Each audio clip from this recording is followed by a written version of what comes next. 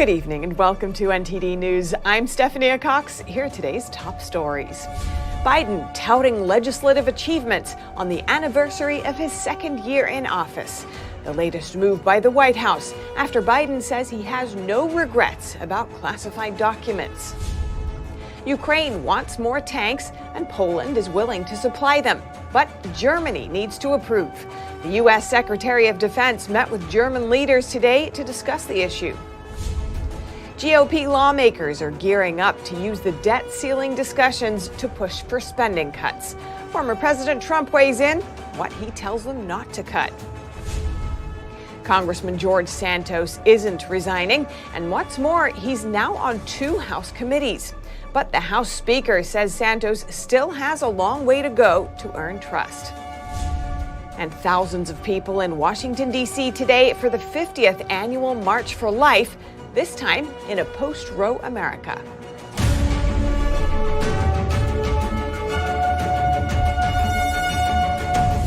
Today marks 2 years that the Biden administration has officially occupied the White House. The president touting accomplishments today after breaking his silence on the classified documents. NTD's Iris Tao has more from the White House. Today is 2 years since I was sworn in as president. Marking the second anniversary of his inauguration, Biden touts achievements to nearly 200 mayors invited to the White House. 18 million people were out of work 2 years ago this week. Now the number is under 1.6 million. We're also making the biggest investment ever in climate. And that's as the White House on Friday sent out a cheat sheet about job growth and cooling inflation, highlighting what it calls the overwhelming popularity of the president's economic agenda. But the Republican National Committee gives a less rosy assessment of Biden's 2 years. Writing on Friday, American workers are seeing their paychecks shrink, and families are paying more for gas and groceries. All this as scrutiny continues to grow over Biden's handling of classified documents. After dodging reporters' questions for a week, Biden on Thursday broke silence on the discovery of the files, but only to say he does not regret not telling the public earlier. We immediately turned them over to the archives and the Justice Department. We're fully cooperating and looking forward to getting this resolved quickly. I think you're going to find there's nothing there. I have no regrets. I'm following what the lawyers have told me they want me to do. It's exactly what we're doing. There's no there. Thank you. The White House on Friday would not comment on what he meant. I'm not going to get into specifics, or I'm not going to go beyond what the president has said. This weekend, Biden's heading back to his home in Rehoboth Beach, Delaware. When asked if it had anything to do with classified documents being found at his other home in Wilmington, Delaware, the White House says it's not going to comment. Reporting from the White House, Iris Tao, NTD News. Defense Secretary Lloyd Austin and General Mark Milley met with defense leaders in Germany today. After more than 5 hours, no decisions were made on providing advanced battle tanks to Ukraine. NTD's Arlene Richards has that story. Hundreds of thank you are not hundreds of tanks. Defense leaders meeting at a U.S. air base in Germany on Friday came up short on a decision to supply German-made Leopard 2 tanks to Kyiv. Defense Secretary Lloyd Austin and General Mark Milley joined allies to discuss sending more military aid to Ukraine in its war with Russia. This $2.5 billion package is one of our largest yet. It helps Ukraine meet its air defense needs with additional NASAMS munitions and 8 Avenger air defense systems. And this package also helps tackle Ukraine's urgent need for armor and combat vehicles. The defense minister of Poland said 15 countries have the German-made Leopards. But in order for them to send those tanks to Ukraine, Germany would need to consent. Some reports say Germany is resisting mounting pressure to quickly supply the Leopard tanks. But CNN reports that Germany's defense minister said allies have not reached a consensus on sending them. Confirming, Poland's defense minister said the 15 countries discussed the issue, but no decisions were made. In previous comments, Germany said it will release the Leopard tanks if the U.S. releases U.S.-made tanks. Austin defended German leaders after the meeting on Friday, saying they are a reliable ally and they've been that way for a very, very long time. Arlene Richards, NTD News. Former President Trump is urging Republicans not to cut Social Security or Medicare. Some GOP lawmakers have signaled that they would use the debt ceiling battle as leverage to push for more spending cuts. Under no circumstances should Republicans vote to cut a single penny from Medicare or Social Security to help pay for Joe Biden's reckless spending spree, which is more reckless than anybody's ever done or had in the history of our country. Former President Trump is adamant about protecting seniors and retirees from what he calls the Biden administration's spending agenda. In a video released on Friday morning, the former president said, "Cut waste, fraud, and abuse everywhere that we can find it, and there's plenty of it. But do not cut the benefits our seniors worked for and paid for their entire lives." Trump's recent comments on the two social programs are in line with the White House's messaging. President Biden has warned Republicans not to cut those programs and said he'd veto any such efforts. Meanwhile, Trump is still dealing with a variety of legal matters. Also on Friday, he withdrew a lawsuit that aimed to block the New York Attorney General from accessing his private trust. No reason was given. The day before, a judge fined Trump and his attorneys for suing former Secretary of State Hillary Clinton. He ordered them to pay nearly $1 million to cover the court fees of the defendants. Trump had claimed she tried to rig the 2016 presidential election by falsely accusing his campaign of links to Russia. The judge, a Bill Clinton appointee, said the former president has exhibited a pattern of misusing the courts to further his political agenda. The same judge threw out Trump's lawsuit in September. NTD News. Republicans unveiled their full roster for the House Oversight Committee this week. We take a look at their picks and what they plan to investigate. NTD's Jeremy Sandberg reports. The House Oversight Committee for the 118th Congress will be chaired by Representative James Comer. Republican members include Representatives Marjorie Taylor Greene, Scott Perry, Andy Biggs, Jim Jordan, Nancy Mace, Byron Donalds, Lauren Boebert, and Paul Gosar, among others. The full House Republican Conference still has to vote and approve the recommendations, which is seen as a formality. Democrats have yet to reveal their picks for the committee. The White House criticized Republicans for the appointments on Wednesday. One spokesman accused them of handing the keys of oversight to the most extreme MAGA members of the Republican caucus. He says they may be setting the stage for divorce from reality political stunts instead of engaging in bipartisan work on behalf of the American people. Republicans have accused the Biden administration of obstructing congressional investigations in the weeks leading up to the new Congress. The White House refused to answer Republicans' oversight requests in December. They requested documents on the withdrawal from Afghanistan, as well as the origins of the coronavirus before the end of last year. Special counsel Richard Sauber called the requests constitutionally illegitimate because Republicans didn't yet hold a majority or control over congressional committees. House Republicans have laid out their investigation plans. First off, a probe into President Biden's handling of documents with classified markings. Next, a hearing on the Biden administration's border policies starting in February. They've also pledged to look into the business dealings of Hunter Biden to find out if there's any connections to the president. Other investigations will include the fentanyl and energy crises, pandemic relief fraud, the Afghanistan withdrawal, and the origins of the coronavirus. The GOP says now that they have the gavel, oversight and accountability are here. Jeremy Sandberg, NTD News. Embattled Republican Representative George Santos is under investigation for alleged lies during his campaign. But recently he was assigned to 2 committees. The new congressman says he's not resigning. NTD's Arlene Richards has that story. Despite the piling allegations of lies and misconduct and escalating calls for his resignation, Republican Representative George Santos has been tapped to serve on 2 House panels, the Committee on Small Business and the Committee on Science, Space, and Technology. The 2 low-level seats are a consolation to the more high-profile panels Santos lobbied for, one overseeing the financial sector and another on foreign policy. Republican leaders, for now, have chosen to treat him like any other member of the House, even as federal authorities investigate potential campaign finance violations and local prosecutors probe alleged misrepresentations during the campaign. Santos is adamant about not resigning. In a recent interview with the Epoch Times, Santos said he has no intention of doing so and instead is focused on serving his constituents. I was hired by the voters and I will be fired by the voters, not by the Democratic Party or the Republican Party or the media, he said. And so far, Republican Speaker Kevin McCarthy is siding with Santos. He's got a long way to go to earn trust. But the one thing I do know is you apply the Constitution equal to all Americans. The voters of his district have elected him. He is seated. Santos is accused of lying about a growing list of topics, including his education, work history, Jewish heritage, and being the descendant of Holocaust survivors. The openly gay congressman has also been accused of competing as a drag queen in Brazilian beauty pageants 15 years ago.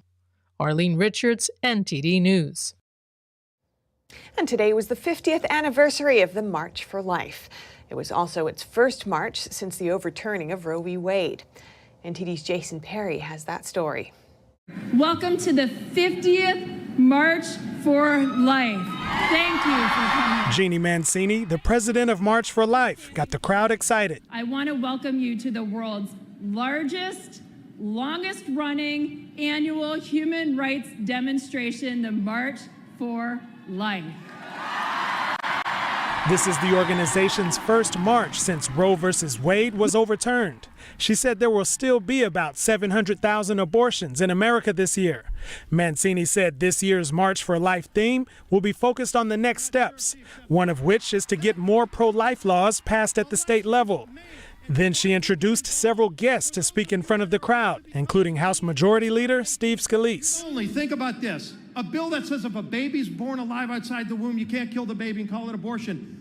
1 out of 212 Democrats supported that bill.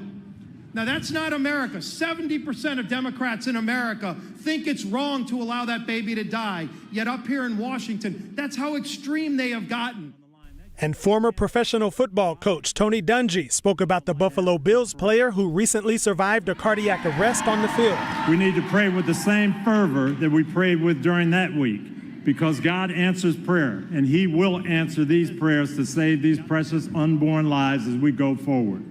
NTD heard from a former Planned Parenthood director, Abby Johnson, who spoke about abortions by pill.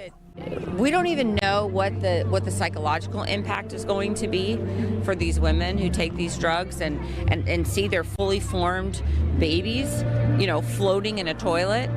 And they're not going to be ready for that. They're not going to be prepared for that, because everything on the internet tells these women it's just like taking a Tylenol. And they're being lied to. They have no idea what to expect. And then what do? Do they flush their baby down the toilet? Do they pick it up? Do they take it somewhere to bury it? They don't know. They're not going to know. Since this was the first March for Life since the overturning of Roe v. Wade, some said the atmosphere was more joyful than the previous marches. And their first march was in 1974, 1 year after abortions became legal in the United States. Those who are pro-abortion say women should have the right to make decisions about their own bodies. Jason Perry, NTD News. The Federal Aviation Administration has revealed what happened on January 11th when a systems outage grounded thousands of flights and disrupted air travel across the U.S. Over 11,000 flights were disrupted when a key pilot notification system went down, stranding some planes on the ground for hours. The FAA has been probing the reasons behind the failure. The agency's preliminary review says contract staff unintentionally deleted files when transferring data between databases. It added that it has so far found no evidence of a cyber attack or malicious intent. Aviation insiders said they couldn't recall a system-wide outage of such magnitude that was caused by a technological snag. If you have any news tips or feedback for our show, you can email us at eveningnews@ntd.com. Coming up, New Zealand's leader resigns. Analysis of her surprise move amid plummeting polls and an upcoming election. And in the NFL, Bills safety Damar Hamlin may be a regular at the team's training facility, but a family spokesman says he faces a lengthy recovery.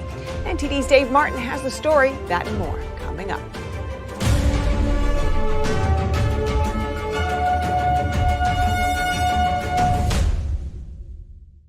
Hello, I'm Mike Lindell, and I want to thank each and every one of you for your support by bringing the pillow that started it all. Get my standard My Pillow, regularly $49.98, now only $19.98 with your promo code. Just like all of you, I've tried every pillow out there and none of them worked. That's why I invented My Pillow. My patented pill adjusts to your exact individual needs, helps keep your neck aligned, and it holds its shape all night long, regardless of your sleep position. So you get the best sleep of your life. Because it works, we've sold over 70 million My Pillows, and now I'm bringing them to you for the lowest price ever.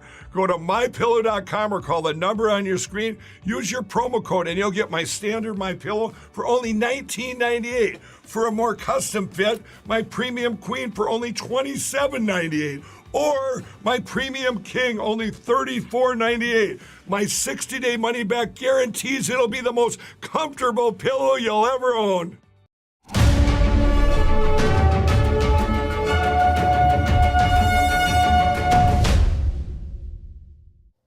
Just yesterday, New Zealand's Prime Minister said she would resign due to burnout. The announcement comes amid plummeting approval ratings and criticism over the economy during strict COVID policies and now inflation. Earlier today, I spoke with the Brownstone Institute's founder and president, Jeffrey Tucker, who's written extensively about pandemic policies and their effect on culture, the economy, and society as a whole. Jeffrey Tucker, welcome to our show. Thanks again for joining us. Thank you. Now, Jacinda Ardern is stepping down, saying she's only human and just too worn out. It comes at a time when her party is polling poorly. Many are pointing to inflation for her waning support, but you have a different take. Could you tell me about that? The problem was the complete failure of her zero COVID plan. I mean, from the very beginning, she swore that COVID would never come to New Zealand, and she actually believed this, and every doctor I know in New Zealand knew it was a ridiculous idea from the very beginning. It's SARS-CoV-2 is part of the family of coronaviruses that's always going to be with us, is never going away. It's going to be here for every generation endemic, and you can't protect your people forever from what is, for most people, a minor inconvenience. And she used the existence of this virus to really completely change the political character of New Zealand itself. They went from one of the freest places in the world to one of the most despotic, thereby wrecking their reputation, stopping all travel, arresting people who left their homes. It was a very grim display. And of course, in the end, it did not work. Except that it left so much economic carnage, not just the inflation, but just ruined businesses, ruined travel, destroyed whole industries, and the entire time she did it with a cruel smile. So it was grim, and she was deeply, rightfully, deeply unpopular, and so she bailed out of her political career before the voters had a chance really to punish her.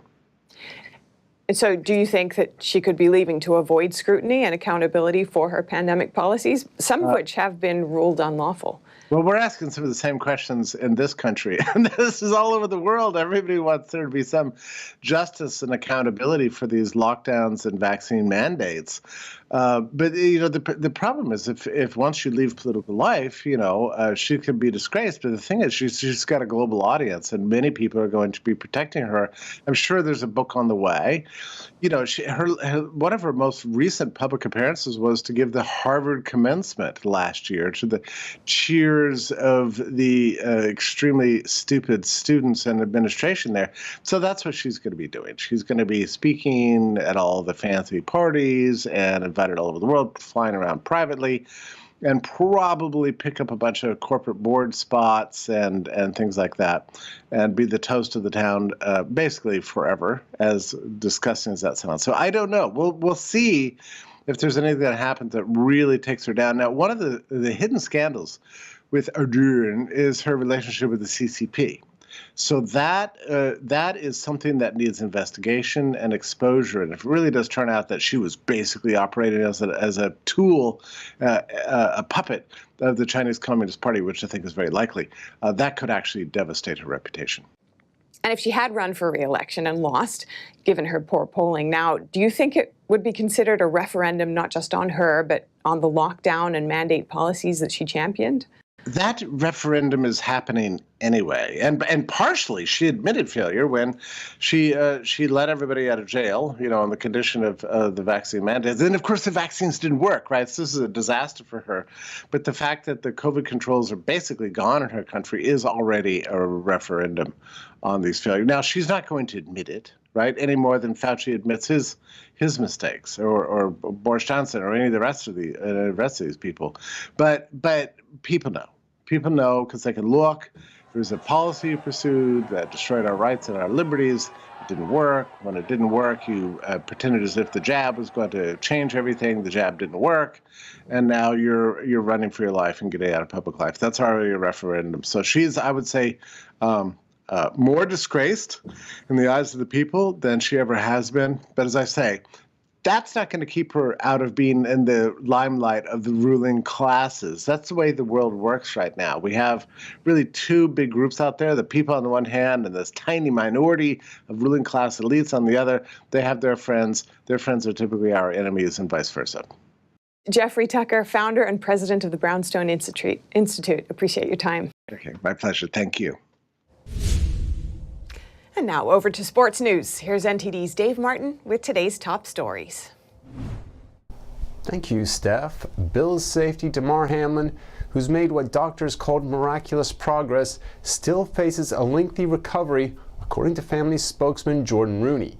Rooney told ESPN, quote, Damar still requires oxygen and is having his heart monitored regularly. He has visited with the team a few times, but he still gets winded very easily. Hamlin collapsed just 2.5 weeks ago during a game against the Bengals and had to be resuscitated on the field. Incredibly, he was released from the hospital just 9 days later. On Wednesday, Bills coach Sean McDermott said Hamlin was making regular visits to the team's training facility, but cautioned that the 24-year-old was taking it a baby step at a time. Hamlin's Bills will be in action Sunday against those same Bengals in the divisional round of the playoffs.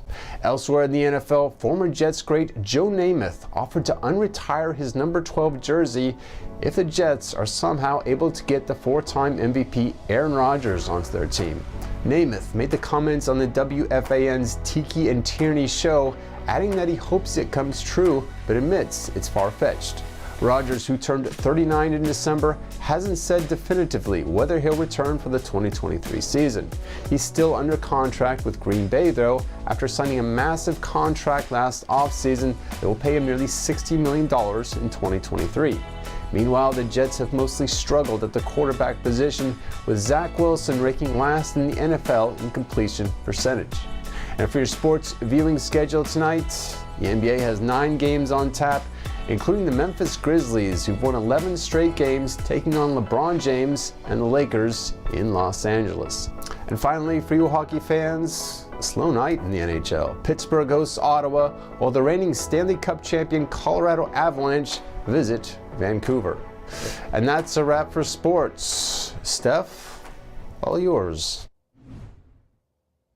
Thanks, Dave. And finally, the First Lady of Television, Miss Betty White, was remembered last night at the Hollywood Museum. The event celebrated what would have been White's 101st birthday, which would have been on January 17th. NTD's Jackie Rios was at the celebration to hear more about the TV icon's legacy. The Hollywood Museum is unveiling a lobby tribute exhibit to the legend Betty White.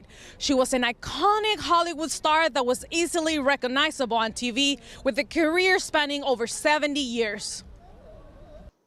To remember this TV legend, the Hollywood Museum celebrated what would have been Betty's 101st birthday on Thursday night. The exhibit includes original props, scripts, collectibles, and vintage photographs from her career.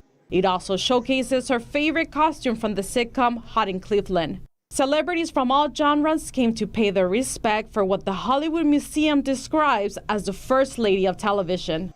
Actors who were lucky enough to work with Betty remember her as being down to earth. It was awesome. She was so wonderful to work with. She was a star, and she lasted a lifetime. Who does that? Her smile, her love of hot dogs, her flirting with every cameraman. Oh my, I mean, she was always kind to everybody, and she was always there to make you laugh. We just loved Betty. Betty White's TV career never stalled. She was a woman that always kept on working, from daytime talk shows to game shows and movies. Most remember her from shows like Life with Elizabeth, to The Golden Girls, Hot in Cleveland, and The Mary Tyler Moore Show. She also made appearances on shows like Boston Legal and The Bold and the Beautiful, just to name a few. My favorite was Mary Tyler Moore. I mean, she was great on The Golden Girls. She was great in everything she did. The Hollywood Museum houses exhibits in film, cable TV, and even beyond Hollywood's favorites. It features an extensive collection of Hollywood memorabilia, including costumes, props, scripts, photographs, posters, the list goes on. Attendees say it is the perfect place for an American Hollywood legend, such as Betty White, to be remembered. Jackie Rios, NTD News, Hollywood. And that's all for today's news. Thanks for tuning in. I'm Stephanie Cox. Good night.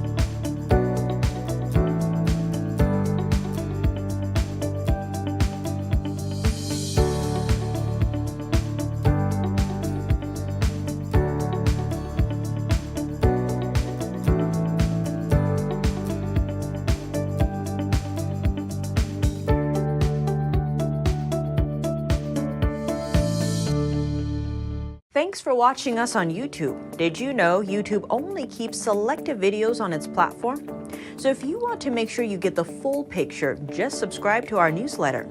Go to newsletter.ntd.com and sign up. It's free.